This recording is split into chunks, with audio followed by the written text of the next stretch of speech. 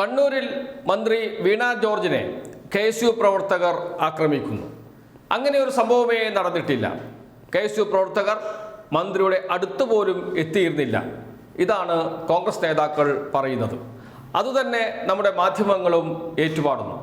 എന്നാൽ സത്യം എന്താണ്? ഈ ദൃശ്യങ്ങൾ അതിൻ്റെ സത്യാവസ്ഥ നമ്മോട് പറയുന്നുണ്ട്. കറുത്ത ഷർട്ടിട്ട ഒരു കൈ മന്ത്രി വീണ ജോർജിൻ്റെ കഴുത്തിന് ഇടിക്കുന്ന ദൃശ്യമാണ് പുറത്തു വന്നത്. ആരൊക്കെയാണ് സമരത്തിൽ പങ്കെടുത്ത പ്രധാനപ്പെട്ട രണ്ടുപേർ? ഒരു കറുത്ത ഷർട്ടിട്ട വ്യക്തിയും മറ്റൊരു വെള്ള ഷർട്ടിട്ട വ്യക്തിയും. വെള്ള ഷർട്ടിട്ട KSU പ്രവർത്തകൻ വീണ ജോർജിൻ്റെ അടുത്ത് എത്തുന്നതും ദൃശ്യങ്ങളിൽ നമുക്ക് കാണാൻ കഴിയും. നമുക്ക് ആ ദൃശ്യങ്ങൾ കണ്ടുവരാം.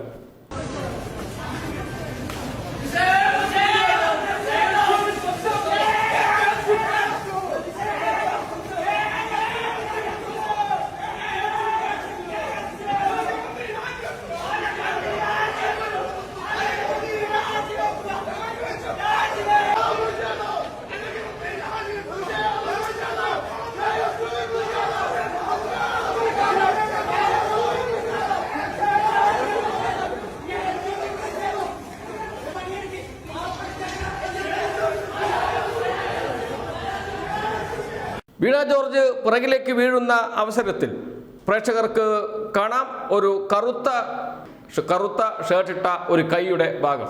കൃത്യം കഴുത്തിൽ തന്നെയാണ് കൊള്ളുന്നത് ആ കറുത്ത കൈ എന്നത് ആ ദൃശ്യങ്ങളിൽ നിന്ന് വ്യക്തമാണ്. അപ്പോൾ മന്ത്രി വീണ ജോർജ് KSU പ്രവർത്തകരാൽ ആക്രമിക്കപ്പെട്ടിട്ടില്ല എന്ന കോൺഗ്രസ് നേതാക്കളുടെ വാദം പൊളിയുന്നു. പ്രമുഖ മാധ്യമങ്ങളുടെ വാദവും പൊളിയുന്നു. മറ്റൊരു ദൃശ്യവും കൂടിയുണ്ട്. അത് വെള്ള ഷർട്ടിട്ട ചെറുപ്പക്കാരൻ മന്ത്രിയുടെ അടുത്തേക്ക് പോകുന്നതാണ്, വളരെ അടുത്ത് എത്തുന്നതാണ്.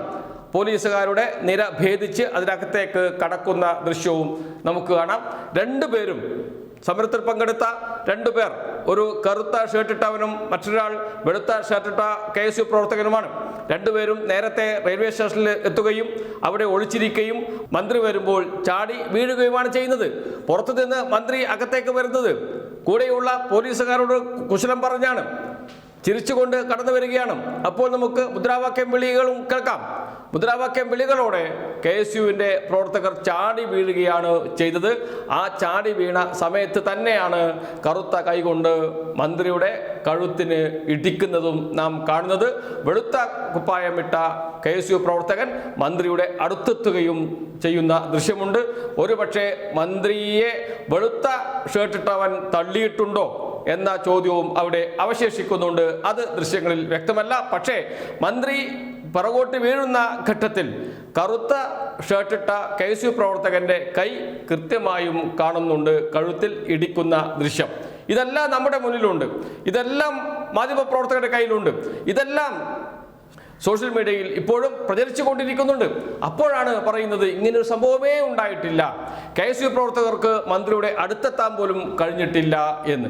ആ വാദം അംഗീകരിച്ചാൽ തന്നെ അതിനൊരു പ്രശ്നമുണ്ട്. കാരണം ഈ സംഭവം നടക്കുന്നത് എന്തുകൊണ്ടാണ്? KSU പ്രവർത്തകർ റെയിൽവേ സ്റ്റേഷനിലെ പ്ലാറ്റ്ഫോമിലേക്ക് മന്ത്രിക്ക് എതിരെ കരിങ്കൊടി കാണിക്കാൻ വന്നതുകൊണ്ടാണ്. മറ്റെവിടെയൊക്കെ വെച്ച് കരിങ്കൊടി കാണിക്കാം, റോഡിൽ വെച്ച് കാണിക്കാം, റെയിൽവേ സ്റ്റേഷന് പുറത്ത് വെച്ച് കാണിക്കാം, അതല്ലെങ്കിൽ പൊതുപരിപാടിയിൽ വെച്ച് കാണിക്കാം. അതൊന്നുമല്ലാതെ റെയിൽവേ സ്റ്റേഷനിലെ പ്ലാറ്റ്ഫോമിൽ നിൽക്കുന്ന ഘട്ടത്തിലുണ്ടായ ഈ അക്രമം സത്യത്തിൽ അക്രമം തന്നെയാണ്.